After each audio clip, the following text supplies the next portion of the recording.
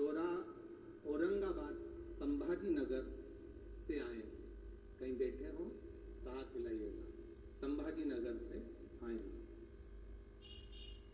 श्याम सुंदर कलंगे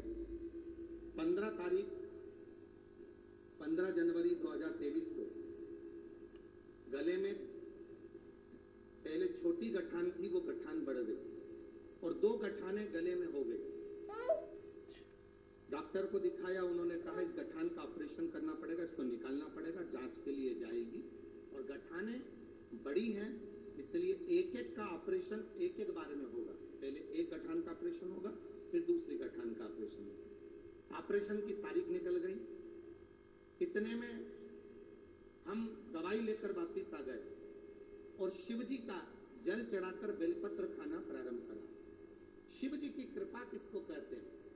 डॉक्टर से कहा 1 महीने